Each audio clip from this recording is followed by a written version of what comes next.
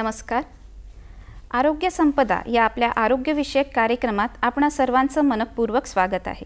या कार्यक्रमाअंतर्गत शरीराशी आणि स्वास्थ्याशी संबंधित समस्यांवर चर्चा करून शंकांचं निरसन करण्याचा आम्ही प्रयत्न करत असतो. दर्शक हो, आपल्यापैकी बरेच जण अविरत काम करत असतं आणि त्या बदल्यात आपल्याला मिळतो तो पगार. पण आपल्या या समाजात एक मोठा वर्ग असा आहे जो दिवस रात्र काम करतो, पण त्या मोबदल्यात त्याला पैसे किंवा पगार मिळत नाही. अविरत काम करणारा बिनपगारी हा वर्ग म्हणजे स्त्री वर्ग. स्त्री ही आई, बायको, सून, मुलगी, बहीण अशा बऱ्याच भूमिका निभावते. आपण बऱ्याच कामांसाठी घरातील स्त्रियांवर अवलंबून असतो. पण या स्त्रिया ज्या सतत आपली काळजी करतात, स्वयंपाक करतात, आपल्याकडे लक्ष देतात, यांना विसर पडतो ते स्वतःच्या स्वास्थ्याचा. आणि आजच्या युगातली जर स्त्री बघितली तर घर आणि करिअर यामध्ये सांभाळताना तिला अगदी तारेवरची कसरत असते. पण तिने स्वतःच्या स्वास्थ्याविषयी जागरूक असणं फार आवश्यक आहे. म्हणूनच आपण आज एक अशा आजाराबद्दल विचार करणार आहोत जो एका स्त्रीनी जागरूक राहणं आवश्यक आहे. जर ती जागरूक राहिली नाही तर हा आयुष्यभरासाठी तिला त्रासदायक ठरू शकतो. आजचा आपला विषय आहे स्तनाचा कर्करोग आणि जागरूकता. यावर चर्चा करण्याकरिता संबंधित तज्ज्ञ डॉक्टरांना आज आपण येथे आमंत्रित केलं आहे. तर स्वागत करूया डॉक्टर सुमित कुंभलवार सर यांचं. नमस्कार सर. नमस्कार. कार्यक्रमात आपलं स्वागत आहे. डॉक्टर सुमित कुंभलवार सर हे MBBS आणि जनरल सर्जरीमध्ये MS असून सध्या CGHS नागपूर येथे स्पेशालिटी मेडिकल ऑफिसर म्हणून कार्यरत आहेत. त्यापूर्वी लोकमान्य टिळक मेडिकल कॉलेज आणि सायन हॉस्पिटल मुंबई येथे स्पेशालिटी मेडिकल ऑफिसर म्हणून कार्यरत होते आणि गव्हर्मेंट मेडिकल कॉलेज गोंदिया येथे देखील सिनियर रेसिडेंट म्हणून कार्यरत होते. आतापर्यंत यांचे बरेच आर्टिकल्स पब्लिश झाले आहे आणि सोबतच आजचा आपला जो विषय आहे स्तनाचा कर्करोग, ज्याला ब्रेस्ट कॅन्सर किंवा छातीचा कॅन्सर आपण म्हणतो, या विषयावर देखील यांचे थेसिस वर्क झालेले आहे. तेव्हा जास्त विलंब न करता आपण आपल्या चर्चेकडे वळूया. सर, सर्वप्रथम आम्हाला सांगा की कर्करोग म्हणजे नेमकं काय? मॅडम, कर्करोग जे सामान्य माणसांच्या भाषेमध्ये ज्याला आपण कॅन्सर हे नावाने जास्त हे प्रसिद्ध आहे आणि याला एक खेकड्याद्वारा दर्शवलं जाते. कारण कॅन्सर हे याच्या बोटासारखे पसरणारे अंदाज हे आपल्याला एका खेकड्याचं एक सिम्बॉल देऊन म्हणजे समजून जातो एक याच्यात. बरं सर, हा जो कर्करोग आहे शरीराच्या कुठल्या भागांमध्ये किंवा अवयवांमध्ये होतो किंवा याचे काही प्रकार पण आहेत का? हो मॅडम, कॅन्सर किंवा कर्करोग आहे हे RBCs, हेअर, नेल्स आणि आउटर शेल ऑफ टीथ याला सोडून दुर्दैवाने कोणत्याही भागात हा कर्करोग होऊ शकतो. म्हणजे पूर्ण शरीरामध्ये हा कुठेही होऊ शकतो. बरं, तर सर हा जो कर्करोग आहे हा होण्यामागचं नेमकं कारण काय सांगता येईल? मॅडम, यासाठी मी तुम्हाला हे सांगू इच्छितो की आपल्या ह्युमन बॉडीमध्ये ना खूप सारे जीन्स आहेत आणि प्रत्येक जीन्सचं प्रत्येक एक कार्य त्याला दिलं गेलेलं आहे. तर ह्युमन बॉडीचं सगळ्यात फंक्शनल आणि स्मॉलेस्ट युनिट म्हणजे सेल हे जे डिवाईड होतो, ज्या गतीने डिवाईड होतो, ज्या नियंत्रणाने डिवाईड होतो, हे सगळं त्या जीन्स, प्रत्येक जे रिस्पेक्टिव्ह जीन्स आहे हे मेंटेन करतात.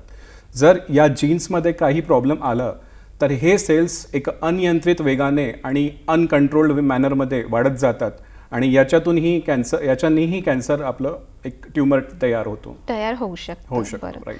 तर सर, तुम्ही सांगितलं की शरीराच्या वेगवेगळ्या भागांमध्ये हा कॅन्सर होऊ शकतो, पण आपला आजचा जो विषय आहे तो आहे स्तनाचा कर्करोग, स्तनांचा कॅन्सर. तर त्याबद्दल आपण बोलूया. सर, स्तनांचा कर्करोग म्हणजे काय? मॅडम, स्तनांचा कर्करोग हे म्हणजे पॉप्युलरली नोन ब्रेस्ट कॅन्सर हे नावाने ओळखले जाते आणि हे मेल्स किंवा फिमेल्स, पुरुषां किंवा महिलां दोघांमध्ये होऊ शकते हे, पण हे जास्त कॉमन महिलांमध्ये आहे. हे बरं, म्हणजे पुरुष आणि स्त्री दोघांमध्ये आढळू शकतं, पण जास्त प्रमाणात हे स्त्रियांमध्ये असतं.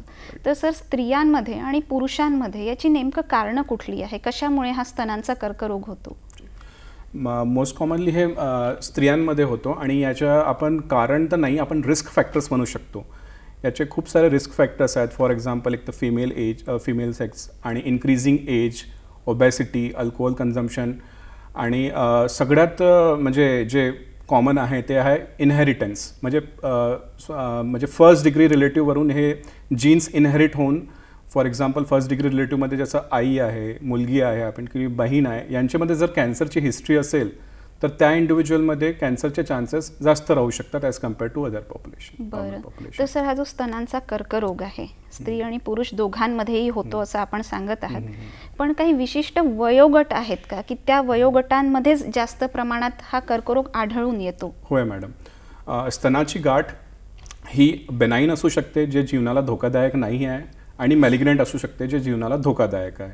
तर जी बेनाईन जी गाठ असते ते most commonly less than 40 years of एजमध्ये राहते, आणि अबोव 40 इयर्स ऑफ एज हे मॅलिग्नंट जे जीवनाला धोकादायक आहे हे असं ब्रेस्ट कॅन्सर होऊ शकते. आणि असं जरुरी नाही आहे की हे 40च्या नंतरच होणार आहे. लिटरेचरमध्ये काही असे पण आहे ज्याच्यामध्ये 28-30 वर्षाच्या बायांना पण स्तन कर्करोग झालेला आहे. म्हणजे वयाच्या जे 40 वर्ष वयाच्या वरही होऊ शकतो, आणि तसंच कमी वयात देखील कमी प्रमाणात आढळून येतो, पण कमी वयात सुद्धा हा होऊ शकतो. तसंच स्तनाचा कर्करोग तर नावातनंच कळत आहे की स्तन्य किंवा स्तनात होणार, पण याच्यासोबत मला हे विचारायचं आहे की स्तन कर्करोग झाल्यावर शरीरात आणखी कुठला बदल होतो, म्हणजे स्तनासोबत शरीरात आणखी कुठली लक्षणं असतात का?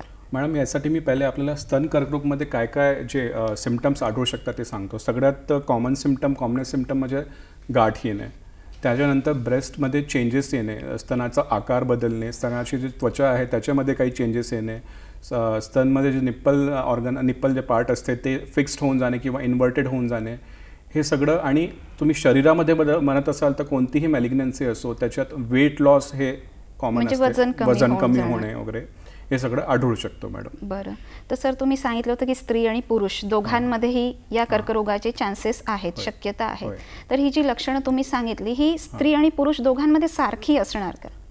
होय मॅडम, पुरुषांमध्ये तर हे एक एक्स्ट्रीम्स ऑफ एजमध्ये होते, जेव्हा एक्सेस इस्ट्रोजन प्रोड्यूस होते बॉडीमध्ये, तेव्हा हे मेल ब्रेस्ट कॅन्सरचे जास्त चान्सेस असतात, आणि हे एक्स्ट्रीम एजमध्येच होते. म्हणजे यू कॅन कन्सिडर की आफ्टर 55 or 60 एज, म्हणजे 50 गाठल्यावरच पुरुषांमध्ये ते होऊ शकतं. आणि हे समजूनच येते. एक मेल चेस्टला तुम्ही जर एक्झामिन कराल तर male breast cancer is very easy to diagnose. Okay, बरं. तसं स्तन कर्करोग जो आहे याचे काही प्रकार किंवा स्टेजेस आहेत का? कारण आपण शक्यतोवर समाजात ही टर्म ऐकतो किंवा हे शब्द असतात की कॅन्सर या स्टेजला गेला किंवा या स्टेजवर आहे, तर मुख्य करून त्याचं स्टेज याबद्दलच चर्चा असते सगळ्यांकडे.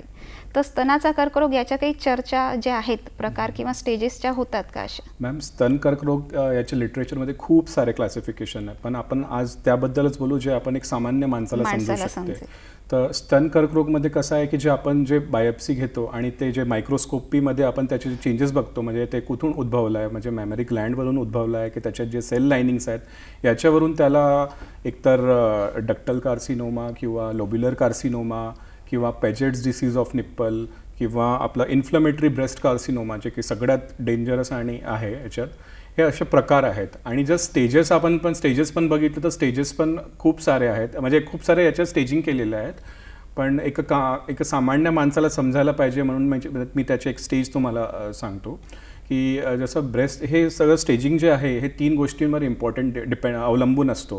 एक तर ते गाठीचं साईज किती आहे, आणि आपला एक्झिला म्हणजे अक्षस्थान जे आपल्या शोल्डरचे खालचा भाग आहे, आर्म पिट ज्याला म्हणतो, तिथे गाठ आली आहे याच्यावर डिपेंड करते. आणि तिसरा की कुठे पसरलेले आहे याच्यावर स्टेजिंग डिपेंड करतो. तर जर सामान्य माणसांच्या याच्यात आपण सांगितलं तर तुम्ही ठरवू शकता की स्टेज 1मध्ये गाठीचं size less than 2 centimetre, stage 2मध्ये बिटवीन 2 to 5 सेंटीमीटर, आणि स्टेज 3मध्ये मोर दॅन 5 सेंटीमीटर.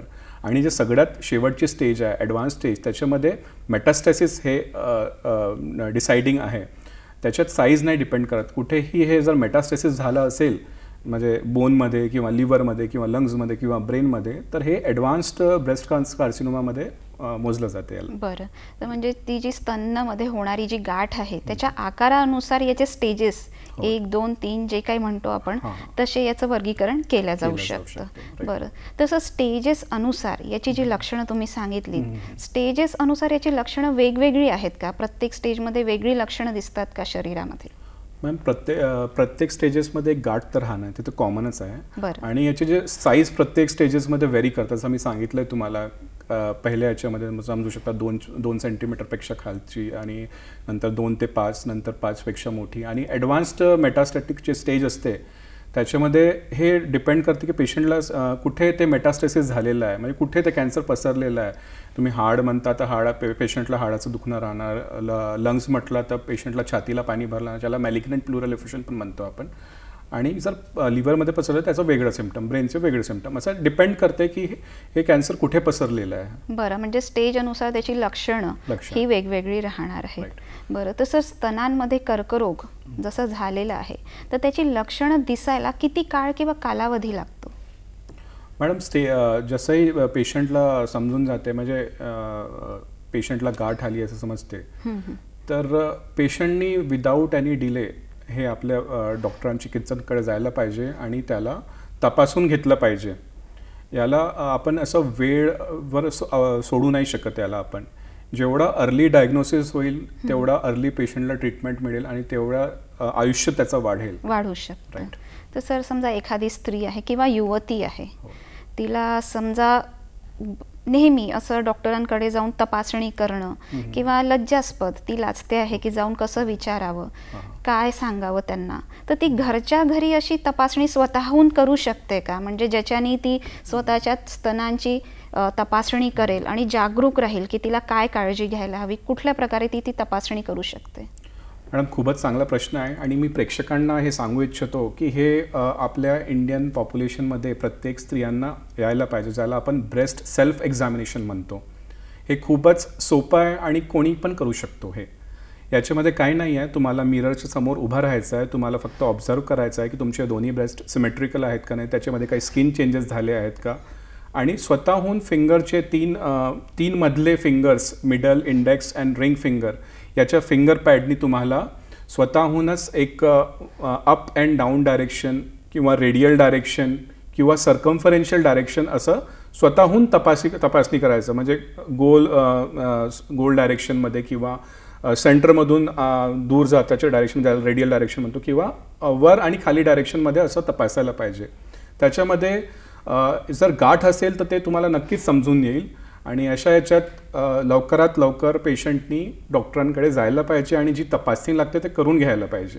बरं सर, म्हणजे नक्कीच स्त्रियांनी घरच्या आणि युवतींनी घरच्या घरी आपला स्वतःचे हाताचे 3 बोटांचा उपयोग करून स्तनांची तपासणी करून घ्यायला हवी. तर सर, ही तपासणी करताना त्यांना असं कुठलं लक्षण किंवा असं काय आढळलं तर त्यांनी डॉक्टरांकडे जायला हवं? काय फरक आढळल्यावर त्यांनी डॉक्टरांकडे जायचं? जसं की मी सांगितलं आहे मॅडम, ब्रेस्ट सेल्फ एक्झामिनेशन सगळ्यांना यायला पाहिजे, यंग जी फिमेल्स आहेत त्यांना. याच्यामध्ये तुमच्या फिंगर पॅड्सला जर गाठ असेल तर ती नक्कीच तुम्हाला फील होणार आहे. आणि तुमचे जर बाकीचे लक्षणं जे विजिबल आहेत, म्हणजे ब्रेस्ट असिमेट्री म्हणू शकता किंवा स्किन चेंजेस म्हणू शकता किंवा निप्पल जर रिट्रॅक्टेड असलं तर हे सगळे, आणि किंवा निप्पल डिस्चार्ज पण जर असलं, रेडिश ब्लड डिस्चार्ज असला निप्पल प्रेस केल्यावर, तर हे सगळं एक कॅन्सरला एक डायरेक्शन त्या साईडला याचं डायग्नोसिस. म्हणजे त्यांना काहीही बदल आढळला सामान्यापेक्षा वेगळा तर त्यांनी नक्कीच डॉक्टरांकडे जायला हवं. सर, ही चर्चा आपण अशी सुरू ठेवूया, पण आता कार्यक्रमात एक विश्रांतीची वेळ झाली आहे. दर्शको हो, कुठेही जाऊ नका, भेटूया एका विश्रांतीनंतर.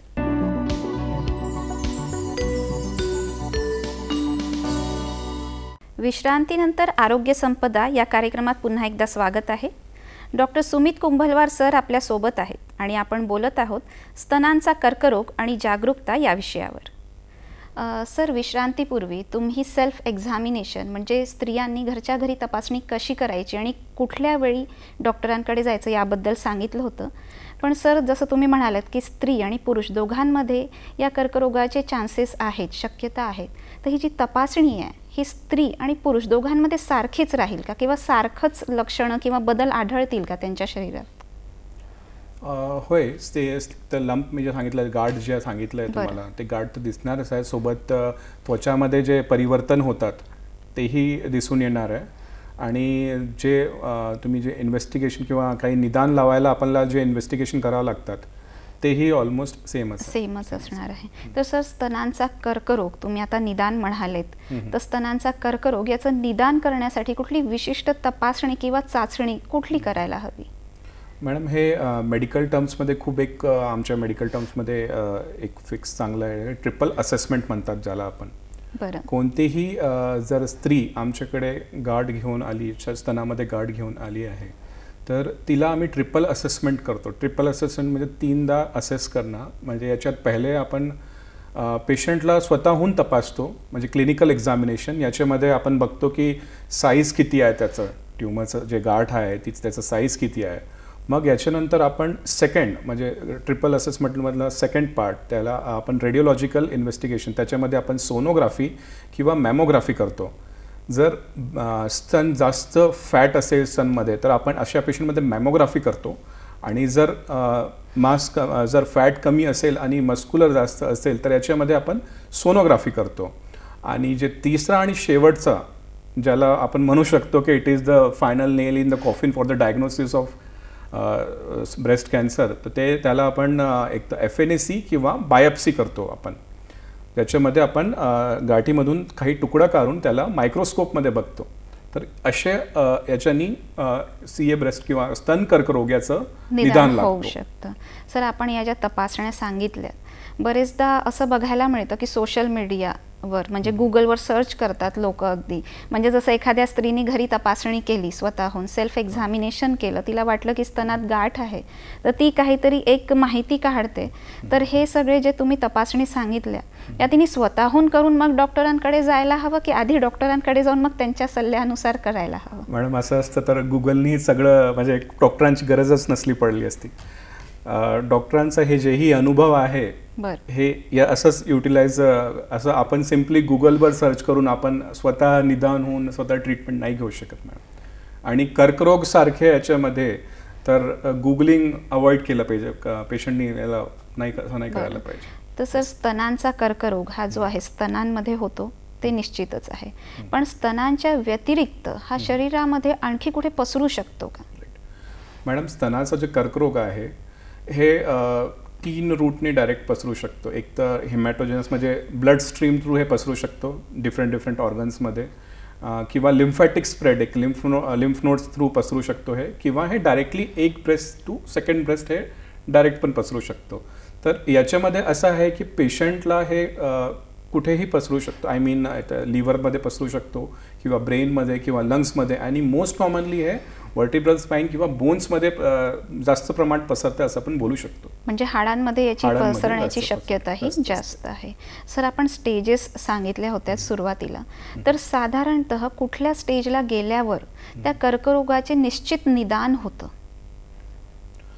मॅडम, कर्करोग हे जर मेटास्टॅसिस नाही झालं असेल, म्हणजे ॲडव्हान्स्ड जे स्टेजमध्ये नाही गेला असेल, तर याला आपण चांगलं ट्रीटमेंट देऊ शकतो.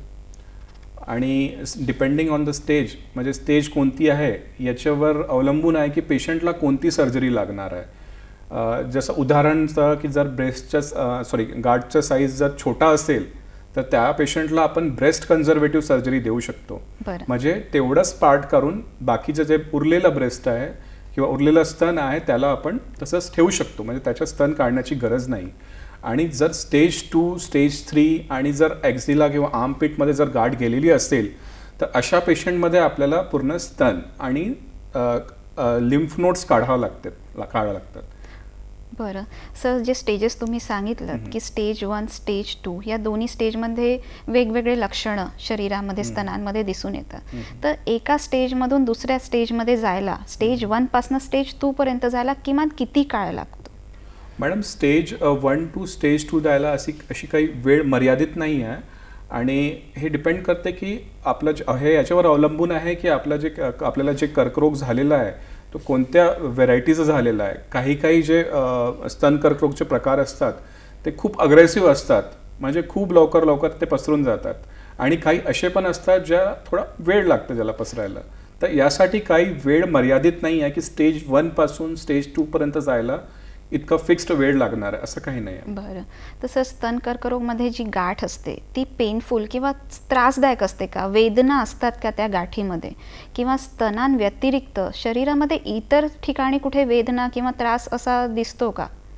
मॅडम, कोणताही कर्करोग असो, हे एक पेनलेस मासच असतो, हा एक पेनलेसच असतो जोपर्यंत ते कोणतेही नर्व इन्व्हॉल्व करत नाही किंवा कुठे असं मेटास्टॅसाइज होत नाही. म्हणजे जसं हाडात मेटास्टॅसिस झालं तर हाडाचं पेन वगैरे राहणार, तसं हे पेनलेस लंपच पेनलेस गाठच राहते. म्हणजे याला दुखणं वगैरे काही राहत नाही. जोपर्यंत जर कोणती नस इन्व्हॉल्व झाली असेल त्याच्यामध्ये, तर पेशंटला असोसिएटेड तसं काही दुखणं लागू शकतं. बरं. तर सर, समजा स्तन कर्करोग याचं निदान झालं तर निदान झाल्यावर ती व्यक्ती किती काळ जगू शकते किंवा त्यांनी जास्त आयुष्य जगण्यासाठी काय करायला हवं? मॅडम, खूप चांगला प्रश्न आहे. आणि असं आहे की पेशंटचं जेवढा लवकर निदान लागेल ब्रेस्ट कॅन्सरचा, तेवढा लवकर डॉक्टरांना त्यांच्यावर जे ट्रीटमेंट करता येईल. आणि अशा याच्यात जर पेशंट जर वेळेवर जर ऑपरेट करत असेल किंवा वेळेवर जर त्याला शस्त्रक्रिया लागत असेल, वेळेवर तो करत असेल, तर त्याचं आयुष्य वाढू शकतो, त्या पेशंटचं आयुष्य वाढू शकतो. जर हे इग्नॉरन्समध्ये राहिलं आणि पेशंट जेव्हा जर ॲडव्हान्स स्टेजमध्ये डॉक्टरांकडे गेलं असेल, तर त्याला सर्वायवल रेट आणि मॉर्टॅलिटी खूप जास्त आहे. बरं. म्हणजे स्तन कर्करोग याची चिकित्सा निश्चितच होऊ शकते. बिलकुल. बरं. तसं जे स्टेजेस तुम्ही सांगितलेत आणि चिकित्सा किंवा ट्रीटमेंटमध्ये असंही सांगितलं की सर्जरी आहे, शल्यचिकित्सा, किमोथेरपी, हे सगळं करता येतं. तर स्टेज 1लाच किमोथेरपीची किंवा किमोची गरज पडते का? मॅडम, आता हे याच्यावर अवलंबून आहे की जे आपण जे गाठ काढलेली आहे, जे तुकडा काढलेला आहे, बरं, त्याचा कॅरेक्टर कसं आहे, त्याचं मायक्रोस्कोपिक हिस्टोलॉजिकल त्याचा रिपोर्ट कशी आली आहे.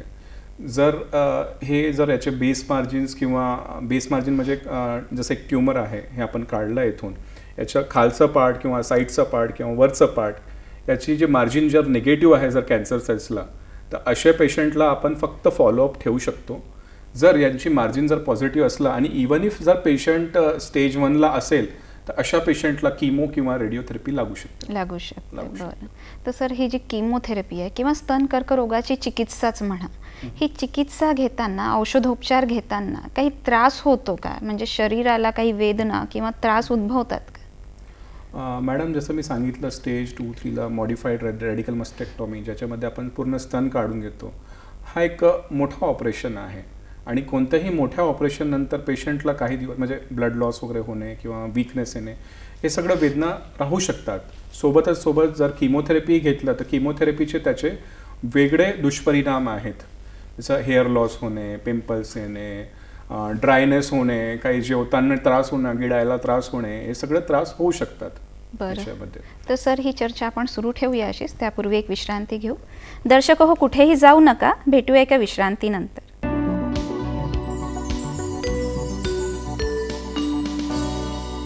विश्रांतीनंतर आरोग्य संपदा या आपल्या कार्यक्रमात पुन्हा एकदा स्वागत आहे. डॉक्टर सुमित कुंभलवार सर आपल्यासोबत आहेत आणि आपण बोलत आहोत स्तन कर्करोग आणि जागरूकता या विषयावर. सर, कर्करोग, जो स्तनाचा कर्करोग आपण बोलत आहोत, त्याची चिकित्सा करताना तुम्ही सांगितलं की शल्यचिकित्सा म्हणजे सर्जरी, स्तन काढून टाकणे किंवा किमोथेरपी, किमो याबद्दल वगैरे जे तुम्ही सांगताय, याचा एक बाऊ समाजात बघायला मिळतो की म्हणजे लोक घाबरतात, स्त्रिया तर अगदीच घाबरतात की एक छोटी गाठ जरी त्यांना स्तनामध्ये आढळली तर त्यांना असं वाटतं की मला कॅन्सर झाला आहे किंवा त्या डॉक्टरांकडे जाणं टाळतात. तर समजा निदान झालं की या स्त्रीला कर्करोग आहे, पण तिने चिकित्सा घेतली नाही किंवा डॉक्टरांकडे गेली नाही, तर ती किती काळ जगू शकते किंवा चिकित्सा केली नाही तर काय होऊ शकतं? मॅडम, हे तसंच झालं. यासाठी उदाहरण की झालं, आपल्याला तहान लागली आणि पाणी नाही पितो, तसंच झालं आहे. जर निदान लागल्यावर जर कोणतीही महिला जर काही अँझायटीमुळे किंवा काही शर्ममुळे जात नाही आहे जर डॉक्टरांकडे, तर हे मी प्रेक्षकांना सांगू इच्छितो की जेही आपली जे स्पेशली रुरल जनसंख्या जी आहे, यांच्यामध्ये जास्त हे त्यांना थोडी शर्म येते दाखवायला, म्हणजे डॉक्टरांना दाखवायला. आणि त्यांना असं वाटते की आपल्याला समाजात आता म्हणजे केविलपाणी किंवा दुसऱ्या नजरेने पाहिलं जाईल, तर असं करण्याने त्यांनाच नुकसान होणार आहे मॅडम.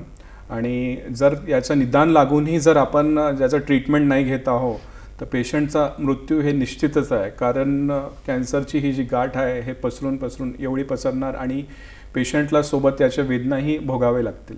म्हणजे त्रास जास्त होईल आहे त्यांना.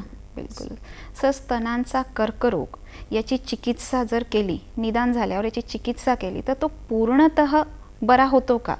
म्हणजे पूर्ण किंवा असं की पुन्हा आला, एकदा चिकित्सा केली बरा झाला पण तो परत झाला, असं होतं का? होय मॅडम, जर चिकित्सा म्हणजे पेशंटवर शस्त्रक्रिया झाली आहे त्याच्यानंतर हे कम्प्लिटली जाऊ पण शकतो, म्हणजे पूर्णपणे बरा होऊ शकतो स्तन कर्करोग.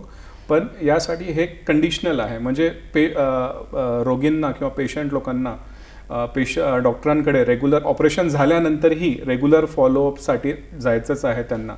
म्हणजे त्यांना काही होत नसेल तरीही त्यांचे जे पिरियॉडिक चेकअप आहे, ज्यांना ते सांगितलं की पहिल्या वर्षी जसं 3-3 महिन्यात तुम्ही दाखवायला या, त्याच्यात काही पेट स्कॅनसारखे इन्व्हेस्टिगेशन करा, तर पहिले 3 महिन्यात, दुसऱ्या वर्षात प्रत्येक 6 महिने फॉलोअप आणि तिसऱ्या वर्षापासून प्रत्येक वर्षी एक फॉलोअप ही पेशंटनी असं करायला पाहिजे की जर त्याच्या रिकरन्स म्हणजे पुन्हा उद्भवण्याचे चान्सेस असतील तरीही ते चान्सेस आपण कमी करू शकतो जर आपण रेग्युलर फॉलोअप ठेवला, रेग्युलर डॉक्टरांकडे जात राहिलो, नियमित डॉक्टरांकडे जाऊन तपासणी करत राहिली आणि थोडीशी जागरूकता ठेवली स्वतःबद्दल, तर नक्कीच ते लोक यातून वाचू शकतात. तर सर, किमो किंवा सर्जरी ज्याला म्हणतो ऑपरेशन झाल्यावर जे भीती असते लोकांमध्ये की मी पूर्ववत पहिलेचं आयुष्य जगू शकेल का? एखादी स्त्री आहे, युवती आहे, तिला अशी भीती असते की आता सर्जरी झाली, स्तन काढून टाकले तर तिचं एक सौंदर्य हा कॉन्फिडन्स चालला जातो. तिला असं वाटतं की आता मी पूर्ववत दिसणार नाही पहिलेसारखी, तर तिचा तो आत्मविश्वास जातो. यावर काही उपाय आहे का? खूप चांगला प्रश्न विचारला आहे मॅडम. हे बऱ्याच लोकांना वाटते की जर आपल्याला स्तन कर्करोग झाला आणि आपण त्याच्यावर शस्त्रक्रिया केली तर त्याच्यानंतर आपला एक कॉस्मेटिक पॉईंट ऑफ व्ह्यूने लेडीज लोकांना थोडासा अप्रहेन्शन, अँझायटी राहते. तर याच्याबद्दल मी हे सांगू इच्छितो की आता नवीन काळामध्ये खूप काही बदल झालेला आहे. म्हणजे स्तन कर्करोगमध्ये जर पूर्ण स्तनही काढण्यात आलं तरी for cosmetic point of view आपल्याकडे खूप काही पर्याय आहे त्यासाठी. यामध्ये उदाहरणतः जसं सिलिकॉन इम्प्लांट, आपण ज्या साईडला आपण स्तन काढलं आहे तिथे आपण सिलिकॉन इम्प्लांट टाकून ते पुन्हा एक काइंड ऑफ कॉस्मेटिक आपण एक करेक्शन करू शकतो. किंवा त्यासाठी अजून सर्जरीज, शस्त्रक्रिया आहे ज्याला आपण म्हणतो जसं लॅटिसिमस डॉर्सी पेडिकल फ्लॅप किंवा ट्रान्सफर्स रेक्टस ॲब्डॉमिनस फ्लॅप, ज्याच्यात मसल्सला काढून एकदा पुन्हा ब्रेस्ट रिकन्स्ट्रक्ट करता येते. तर हे अँझायटी, अप्रहेन्शन दूर व्हायला पाहिजे की आपल्याला समाजात किंवा दुसऱ्या म्हणजे आपल्याला जे जसं मिळायला पाहिजे जसं सन्मान ते आपल्याला कमी होऊन जाणार किंवा आपल्या लोक वेगळ्या नजरेने बघणार, तर असं नाही मनात अशी शंका नको यायला त्यांच्या. नक्कीच सर, या कर्करोगाचे चिकित्सा करताना किमोथेरपी किंवा किमो देणे, सर्जरी करणे, ऑपरेशन करणे हे खूप आवश्यक आहे का? म्हणजे फक्त औषधोपचाराने किंवा पोटातून औषध घेऊन तो व्यक्ती, ती स्त्री बरी नाही होऊ शकत का? मॅडम, खूप सारे आजार असे आहेत की म्हणजे फॉर एक्झाम्पल जर मला खोकला असेल तर मी खोकल्याचं औषध घेऊन बरा होऊ शकतो. पण स्तन कर्करोगची गोष्ट वेगळी आहे. याच्यामध्ये सर्जिकल ट्रीटमेंट पेशंटला घ्यावंच लागेल. याच्यामध्ये पेशंटला जर गरज पडत असेल तर त्याला सर्जरी करावंच लागेल. फक्त ॲडव्हान्स स्टेजेसमध्ये सर्जरी न घेता पेशंटला आपण पॅलिएटिव्ह ट्रीटमेंट, म्हणजे पेशंटला वेदना नाही व्हायला पाहिजे आणि जेवढं आयुष्य उरलेलं आहे त्याच्यात त्यांनी शांतपणे किंवा वेदनारहित जीवन जगावे म्हणून एवढा आपण प्रयत्न करू शकतो त्याच्यावर. बरं सर, तुम्ही जे स्तन कर्करोगाच्या स्टेजेस सांगितल्या होत्या त्यामध्ये जी शेवटची स्टेज आहे, फायनल स्टेज ज्याला म्हणू, त्यामध्ये काय बदल किंवा शरीरात असे काय बदल लक्षणं आढळून येतात? मी आधीही सांगितलं आहे मॅडम की ॲडव्हान्स स्टेजेसमध्ये ज्याही ऑर्गनमध्ये ज्याही अवयवमध्ये मेटास्टॅसिस होणार आहे त्याच्यावर पेशंटला काय सिम्पटम्स येणार, म्हणजे काय लक्षणं येणार आहे त्याच्यावर अवलंबून आहे. फॉर एक्झाम्पल जर हे छातीमध्ये पसरलं किंवा लंग्समध्ये पसरले असेल तर पेशंटला छातीमध्ये पाणी भरणे, श्वास घ्यायला दिक्कत होणे, त्याला मॅलिग्नंट प्लुरल एफ्युजन एक म्हणतो आपण, तर असा होऊ शकते. किंवा जर लिव्हरमध्ये हे पसरलं असेल तर पेशंटला असायटिस, मॅलिग्नंट असायटिस होऊ शकतो, किंवा जर हे हाडात पसरलं तर पेशंटला हाडाचं दुखणे आणि ट्रिव्हियल फ्रॅक्चर ज्याला म्हणतो आपण, काही न ट्रॉमा नसलूनही पेशंटला फ्रॅक्चर होऊ शकते हाडांचे. किंवा हे जर ब्रेनमध्ये पसरलं की मेंदूमध्ये पसरलं तर पेशंटला मेंदूच्या अनुसार हे लक्षणे दिसणार. फॉर एक्झाम्पल जर त्याच्या विजनमध्ये ब्लरिंग होणार किंवा डोकं दुखणं जास्त राहणार. हे सगळं सिम्पटम्स हे याच्यावर अवलंबून आहे की हे मेटास्टॅसिस कॅन्सरचं जे ॲडव्हान्स कॅन्सर कोणत्या अवयवांमध्ये गेलेलं आहे. तर सर या शेवटच्या स्टेजला, लास्ट स्टेजला आल्यावर याची चिकित्सा होऊ शकते का? होय मॅडम, शेवटच्या स्टेजेसमध्ये सर्जरी हे ऑप्शन तेवढं फिजिबल नाही आहे.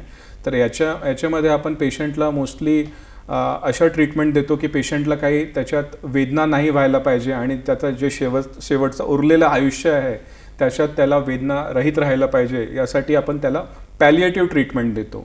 म्हणजे जे सिम्पटम्स आहेत त्याच्यानुसार पेशंटला ट्रीटमेंट राहणार त्याचं. बरं सर, बरेचसे आजार असे असतात जे कालांतराने आपोआप बरे होतात. तर स्तन कर्करोग याच्या बाबतीतही असं काही आढळतं का की कालांतराने आपोआप त्याची लक्षणं कमी झाली किंवा तो नाहीसा झाला, असं काही होतं का यामध्ये? 101% नाही मॅडम. कारण स्तन कर्करोग हे झाला पेशंटला तर हे कोणताही याचं निदान झाल्यानंतर कोणताही ट्रीटमेंट न घेता आणि फक्त औषधी खाऊन हे ट्रीटमेंट म्हणजे हे पूर्णपणे बरं होऊन जाईल याचा लिटरेचरमध्ये पण काही उल्लेख नाही आहे. बरं सर, मगाशी आपण एक कर्करोगाबद्दल हे सांगितलं की स्तनांचा कर्करोग हा स्तनांव्यतिरिक्त शरीरामध्ये पसरू शकतो. तर हा पसरू नये याच्यासाठी काय काळजी घेता येईल? मॅडम, पेशंटला जेवढ्या लवकर निदान होईल ब्रेस्ट कॅन्सरचं तेवढं चान्सेस राहणार की हे पसरणार नाही. आणि वेळेवर पेशंटला जर ट्रीटमेंट भेटलं तर हे पसरणार नाही.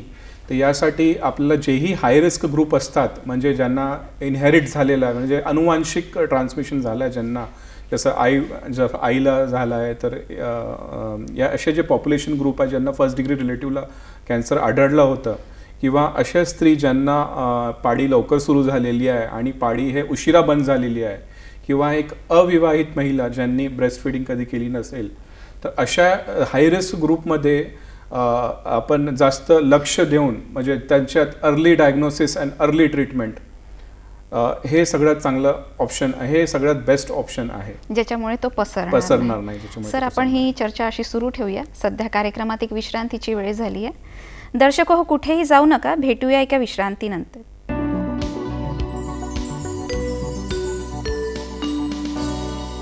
विश्रांतीनंतर आरोग्य संपदा या कार्यक्रमात पुन्हा एकदा स्वागत आहे.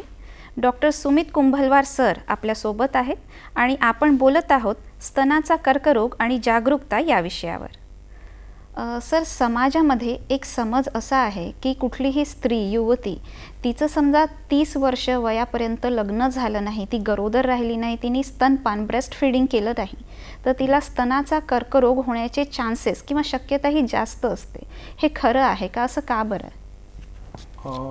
एक मॅडम, हे आपण असं तर फिक्स नाही आहे, असं म्हणजे आपण नाही मानू शकत की जर 30 वर्षापर्यंत जर मुलीचं लग्न नाही झालं आहे तर तिला कॅन्सरचे चान्सेस जास्त असू शकतात. हो, पण असे फॅक्ट्स आहेत, काही असे तथ्य आहेत की ज्याच्यामध्ये जर मुलीला लवकर जीवनाच्या लवकर एजमध्ये जर पाळी आली असेल किंवा उशिरा जर पाळी बंद होत असेल आणि किंवा त्या अविवाहित महिला किंवा ज्यांनी ब्रेस्ट फीडिंग नाही केली आहे अशा पेशंटमध्ये ब्रेस्ट कॅन्सरचे चान्सेस जास्त असतात. हे लोक रिस्क ग्रुपमध्ये असतात.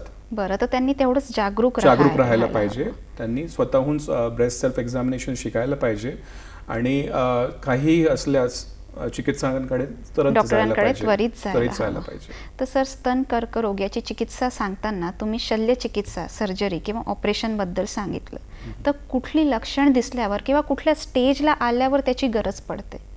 मॅडम, हे तर जर स्टेज 1 मध्ये असेल पण पेशंट आणि तिला जर गाठ असेल तर आपल्याला तरीही त्याला शस्त्रक्रिया करावाच लागणार आहे. फक्त औषधीवर ही गाठ स्टेज 1 मधून संपून जाणार असं शक्य नाही आहे. तर त्याला तेवढं म्हणजे पेशंटला रेग्युलर फॉलोअप किंवा त्वरित डॉक्टरांकडे जाऊन त्याचं इन्व्हेस्टिगेशन करून आणि निदान लागून त्याला त्वरित ट्रीटमेंट घ्यायला पाहिजे. सर, स्तनांचा कर्करोग याबद्दल बोलताना एक ब्रेस्ट कन्झर्वेशन असं टर्म किंवा एक असा शब्द ऐकायला मिळतो, म्हणजे नेमकं काय असतं? मॅडम, स्तन कर्करोगमध्ये आधी म्हणजे जुन्या काळात जर स्तन कर्करोग झाला असेल तर पूर्ण स्तन काढून घेण्यात येत होतं. पण याच्यात जर गाठचा साईज छोटा असेल तर त्याला आपण ब्रेस्ट कन्झर्वेटिव्ह सर्जरी देऊ शकतो. म्हणजे स्तन तिथेच, म्हणजे पूर्ण स्तन न काढता आपण त्याच्यावर शस्त्रक्रिया करू शकतो. याच्यामध्ये जर गाठ छोटी असेल पेशंटला तर त्या गाठला काढून आणि आजूबाजूचे नॉर्मल टिश्यू काढून आपण तेवढी गाठ काढून पेशंटला ब्रेस्ट कन्झर्वेटिव्ह सर्जरीला करू शकतो त्याच्यावर. बरं सर, स्तनांचा कर्करोग हा आजार अनुवंशिक आहे का? म्हणजे आपल्या कुटुंबामध्ये कुणाला आधी कर्करोग होऊन गेलेला आहे किंवा सध्या आहे अशा व्यक्तींनी काय काळजी घ्यायला हवी? ब्रेस्ट कॅन्सर हे अनुवांशिक आहे. याचे जीन्स पण आहेत, ज्याला BRCA1 जीन आणि BRCA2 जीन्स असे 2 जीन्स असतात जे इनहेरिट होतात पेशंटमध्ये. आणि फर्स्ट डिग्री रिलेटिव्ह म्हणजे आई असेल किंवा बहीण असेल किंवा मुलगी असेल यांना जर कॅन्सर झालेला असेल तर अशा जनसंख्येने जास्त कॉन्शियस राहायला पाहिजे, जास्त विजिलंट राहायला पाहिजे आणि आपलं रेग्युलर ब्रेस्ट कॅन्सर स्क्रीनिंग डॉक्टरांकडून करून घ्यायला पाहिजे. म्हणून जसं त्यांना जर कॅन्सर झालाही तरी त्याचं अर्ली ट्रीटमेंट व्हायला पाहिजे, ते ॲडव्हान्स स्टेजमध्ये नाही व्हायला पाहिजे. म्हणजे त्यासाठी जागरूक राहायला हवं. जर परिवारात कुटुंबात कुणाला आहे तर स्वतः तपासणी करून त्वरित डॉक्टरांकडे जायला हवं. तर सर, सध्याच्या काळात असं बघण्यात येतं की समाजामध्ये स्तनांचा कर्करोग हा फार जास्त प्रमाणात पसरतोय किंवा वाढतो आहे. याचं काय कारण असू शकतं? मॅडम, आता नवीन काळामध्ये मोस्टली आपली लाईफस्टाईल मॉडिफिकेशन म्हणजे सिडेंटरी लाईफस्टाईल झालेली आहे. प्रत्येकांना कमी मेहनत जी असते ती कमी झालेली आहे. आधीच्या काळात लोक जास्त मेहनत करत होते. तर याच्यामध्ये कसं झालं आहे की ओबेसिटी, अल्कोहोल कन्झम्पशन हे सगळे एक रिस्क फॅक्टर्स आहेत. आणि सेडेंटरी लाईफस्टाईलमुळे पेशंट लोकांना ओबेसिटी वगैरे होऊन ब्रेस्ट कॅन्सरचे चान्सेस जास्त असतात. कारण जास्त जर लठ्ठपणा असेल महिलांमध्ये तर त्यांना कॅन्सरचे चान्सेस जास्त होऊ शकतात as compare to normal lean and thin महिलांपेक्षा. बरं, तसंच स्तनांचा कर्करोग यामध्ये स्त्री आहारातून म्हणजे असं विशिष्ट काही खाद्यपदार्थ किंवा जेवणातून असं काही घेऊ शकते का की ज्याच्यामुळे ती लवकर बरी होणार, तो कर्करोग लवकर नाहीसा होईल, असं काही घेऊ शकते का? मॅडम, लिटरेचरमध्ये असं काही फिक्स नाही आहे की या औषध घेतल्याने पेशंटला किंवा रोगींना स्तन कर्करोग होणार नाही. तरीही ऑलिव्ह ऑइलचा उल्लेख केला गेलेला आहे जे प्रोटेक्टिव्ह आहे स्तन कर्करोगमध्ये. म्हणजे ऑलिव्ह ऑइलचा वापर त्यांनी जास्त प्रमाणात करू शकतात. होय मॅडम, पण हेही असं काही याचा मर्यादित किंवा फिक्स्ड नाही आहे की हे घेतल्यामुळे स्तन कर्करोग होणार नाही. त्यापेक्षा जे स्त्रिया आहेत त्यांनी हेल्दी डाएट घ्यायला पाहिजे आणि जे हाय रिस्क ग्रुप आहे त्यांनी वेळेवेळेवर बरोबर स्वतःचं स्क्रीनिंग करून घ्यायला पाहिजे आणि सोबत ओबेसिटी, लठ्ठपणा अवॉइड करायला पाहिजे. त्यासाठी त्यांनी जागरूक राहून योग्य तो आहारच घ्यायला हवा ज्याच्याने लठ्ठपणा येणार नाही. सर, मगाशी आपण या विषयावर बोललो की एखादी स्त्री जसं स्तन काढून टाकतात तर त्याच्यासाठी तुम्ही सांगितलं होतं की काय उपाय करता येईल बा, ती आपलं सौंदर्य आणि आपला जो आत्मविश्वास आहे तो अगदी वाचवू शकते. तर समजा ती सर्जरी तिच्यामध्ये झाली तर ती केल्यावर तिने काय काळजी घ्यायला हवी? मॅडम, मी आधीही सांगितलं की पेशंटचं जर स्तन कर्करोगची शस्त्रक्रिया झाली असेल तर पेशंटने हे गृहीत नाही धरायचं की आपण पूर्णपणे बरं झालेलो आहोत. पेशंटनी ज्याही डॉक्टरांकडे आपलं झालं आहे ट्रीटमेंट तिथे रेग्युलर फॉलोअप करायला पाहिजे. याच्यामुळे जर पेशंटचा जर कॅन्सर उद्भवण्याचा चान्सेस असेल तर ते नाहीसं झालं पाहिजे. आणि जर इम्प्लांट जर टाकलं असेल तर इम्प्लांटचंही ऑपरेशन नंतर पेशंटला काहीही त्रास झाल्यास, थोडाही किंचित काही डाऊटही वाटत असेल तर अशा रोगींनी डॉक्टरांकडे जाऊन घ्यायला पाहिजे. आणि त्यासाठी पण वेगवेगळे निदानसाठी वेगवेगळे इन्व्हेस्टिगेशन असतात. MRI सारखे वेगवेगळ्या तपासणी असतात किंवा आपण स्क्रीनिंग मॅमोग्राफी वगैरे किंवा पोस्ट याच्यात मॅमोग्राफी, पेट स्कॅन करू शकतो ताकी काही कॅन्सरचं काही पार्ट राहिलं तर नाही आहे किंवा पुन्हा रिकरन्स तर होणार नाही, उद्भवणार तर नाही. बरं, सगळं करू शकतो. सर, सध्या समाजामध्ये सोशल मीडिया जसं व्हॉट्सॲप आहे, फेसबुक आहे याचं फार फॅड असतं. मध्यंतरी आणि आताही बरेचदा असं कमी प्रमाण आहे सध्या, पण मध्यंतरी असं फार एक मेसेज फिरताना आढळायचा की प्लास्टिक कपमध्ये गरम चहा पिल्याने कॅन्सर कॉझिंग एजंट हे शरीरात जातं किंवा त्याने कॅन्सर होतं, किंवा कुठले विशिष्ट पेय पदार्थ आहे, कोल्ड ड्रिंक्स आहेत, काही आहे, याच्यामुळे कॅन्सर होतं, हे कितपत खरं आहे? हे खरंच योग्य आहे का? मॅडम, कर्करोगमध्ये केमिकल एजंट्सचा रोल आहे, पण स्तन कर्करोगमध्ये असं एक काही फिक्स्ड किंवा लिटरेचरमध्ये असं काही आहे नाही की जर आपण प्लास्टिकच्या प्यालीमध्ये जर चहा घेतली तर आपल्याला स्तन कर्करोग होणार किंवा चान्सेस वाढणार, असं कुठेही मेन्शन नाही आहे. तो हे एक प्रकारचं एक मिथ्यच आहे की मिथ आहे, म्हणजे ही गैरसमजच आहे त्यांचा. तर स्तनांचा जो कर्करोग आहे यामध्ये आपण चिकित्सा सांगितली, किमोथेरपी, सर्जरी, औषधोपचार, हे सगळं. तर हे सगळं घेतल्यावर ती व्यक्ती, ती स्त्री पूर्णतः बरी होते का? म्हणजे अगदी 100% तिच्या शरीरातून तो कॅन्सर नाहीसा होतो का? हो, होऊ शकतो. जर पेशंट जर इनिशियल स्टेजेसमध्ये असलं, वेळेवर तिला बरोबर जे उपचार आहेत ते मिळालं, बरोबर शस्त्रक्रिया झाली असेल आणि पेशंट रेग्युलर फॉलोअप करत असेल, तर अशा पेशंटमध्ये कॅन्सर पूर्णपणे बराही होऊ शकतो. बरं सर, ही चर्चा सुरू ठेवूया अशीच. सध्या एका विश्रांतीची वेळ झाली आहे. दर्शक हो, कुठेही जाऊ नका, भेटूया विश्रांतीनंतर.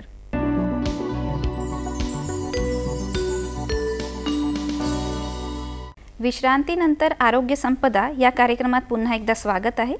डॉक्टर सुमित कुंभलवार सर आपल्यासोबत आहेत आणि आपण बोलत आहोत स्तनांचा कर्करोग आणि जागरूकता या विषयावर. सर, स्तनांचा कर्करोग आणि मानसिक आरोग्य यांचा काही संबंध आहे का? मॅडम, खूप चांगला प्रश्न विचारला आहे आपण, आणि हे खूप इम्पॉर्टंट, म्हणजे खूप महत्त्वाची एक सब्जेक्ट आहे. आणि मी प्रेक्षकांना सांगू इच्छितो की कोणताही कर्करोग झालं तर याचा सगळ्यात पहिले आघात पेशंटच्या मानसिकतेवर होतो. पेशंटला असं वाटते की आपल्याला कर्करोग झाला आहे आणि आता आपलं आयुष्य संपणार आहे. तर मला असं वाटते की जर पेशंटने या गोष्टीला एक मानसिक आघात न घेता याला एक आपण लढा लढणार हो असं घ्यायला पाहिजे. कोणत्याही पेशंटला जर असं कर्करोग आढळतो तेव्हा हा त्याचाच नव्हे तर पूर्ण कुटुंबाची परीक्षा असतो, आणि खूप निगेटिव्हिटी येणे याच्यामध्ये हे खूप सहज आहे, आणि समजते की आपल्याला म्हणजे खूप निगेटिव्ह आलेले आहे. तर अशा याच्यामध्ये पेशंटला स्वतःला खूप मानसिकताने खूप स्ट्रॉंग किंवा खूप खचून स्ट्रॉंग राहायला पाहिजे. आणि सोबतच याच्यात जे आपले कुटुंबीय आहेत त्यांचाही खूप मोठा इम्पॉर्टंट एक रोल असते की त्यांनीही घरी एक स्वतः पॉझिटिव्ह एन्व्हायरमेंट ठेवून पेशंटला सतत एक कॉन्फिडन्स देत राहायला पाहिजे, त्यांना एक आधार, मानसिक आधार द्यायला हवा. सर, स्तनांचा कर्करोग हा फार जास्त प्रमाणात आज समाजात आढळतो आहे, तर याचा प्रतिबंधक उपाय म्हणून काय करता येईल, काय करायला हवं? मी आधी सांगितलं आहे मॅडम की जसं एक महिला वर्ग आहे त्यांनी जास्त जागरूक राहायला पाहिजे. स्वतःहून जे सांगितले गेलेले आहे जसं सेल्फ ब्रेस्ट एक्झामिनेशन, हे सगळं स्त्रियांना अगदी यायलाच पाहिजे. आणि एक हेल्दी लाईफस्टाईल, एक स्वतःहून सेडेंटरी लाईफस्टाईल न पडता, न लठ्ठपणा न आपल्यावर घेता, हे सगळं हेल्दी डाएट घेऊन आपण ओबेसिटी अवॉइड करून, म्हणजे योग्य ते खानपान करून त्यांनी लठ्ठपणा अवॉइड करायला हवं.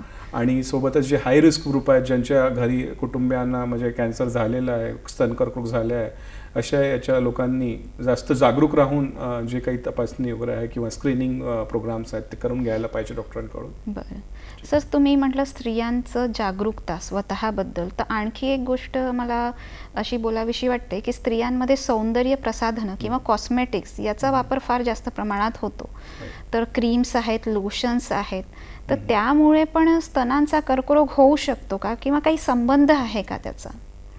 मॅडम, लिटरेचरमध्ये असं काही संबंध दिलेला नाही आहे की जर क्रीम लोशन आपण लावलं किंवा सौंदर्य प्रसाधनासाठी आपण काही केलं तर त्याचं आणि स्तन कर्करोग याचं असोसिएशन हे खूपच रेअरस्ट टू रेअर आहे. बरं. सो आपण हे बोलू शकतो की या सौंदर्य प्रसाधन यूज करल्यावर किंवा लोशन यूज केल्यावर स्तन कर्करोग होणार, तर हे चुकीचं आहे, फार चुकीचं आहे. बरं सर, कार्यक्रमाच्या शेवटी तुम्ही आपल्या समाजातल्या स्त्री वर्गाला काय एक असा सल्ला देऊ इच्छिता?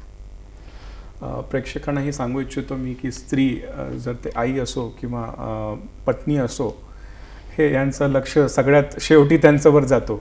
सगळ्यात शेवटी ते स्वतःबद्दल काळजी घेतात. तर हे एक जे आपल्या याच्यात एक सिस्टम सुरू आहे चेंज व्हायला पाहिजे. स्त्रियांनी स्वतःवर पण तेवढा लक्ष द्यायला पाहिजे. आणि काहीही जर असं self breast examination for example असं सांगितलं आहे मी, असं त्यांनी स्वतःहून शिकून घेऊन आणि याच्याबद्दल जागरूक राहायला पाहिजे की आपल्याला काहीही झालं आहे तर आपण त्याला इग्नोरंट नाही राहून त्याच्यावर काय योग्य आपल्याला करता येईल हे असं राहायला पाहिजे. आणि जर कर्करोग आढळलाही असेल आपल्याला किंवा आपल्या कुटुंबियांमध्ये, तर आपल्याला ती एक लढाई किंवा एक फाईट आहे, हे फाईट आपण लढणार आहोत असं त्यांनी विचार केला पाहिजे, असं त्यांनी मनातून ठाम राहिलं पाहिजे. आणि काहीही डिप्रेशन आणि निगेटिव्हिटीला दूर केलं पाहिजे, असं हे प्रेक्षकांना माझं म्हणजे त्यांनी नक्कीच जे लोक ही लढाई लढत आहेत त्यांना नक्कीच मानसिक आधार द्यायला हवा. आणि जे लोक यापासून दूर आहेत, म्हणजे जे अजूनही स्वस्थ आहे, ज्यांना हा कर्करोग झालेला नाही, त्यांनी जागरूक राहून स्वतःची अशी काळजी घ्यायला हवी. आणि मला वाटतं तुम्ही सांगितलं म्हणून दर्शकांना हे नक्कीच लक्षात येईल की स्त्रीवर्गाने किती जागरूक राहायला हवं स्वतःबद्दल आणि स्तनांचा कर्करोग यापासून वाचायला हवं. सर, आज आपण इथे थांबूयात. आपण वेळ काढून इथे आलात आणि योग्य ती माहिती आम्हाला दिली त्यासाठी दूरदर्शनतर्फे मी आपले आभार मानते. धन्यवाद.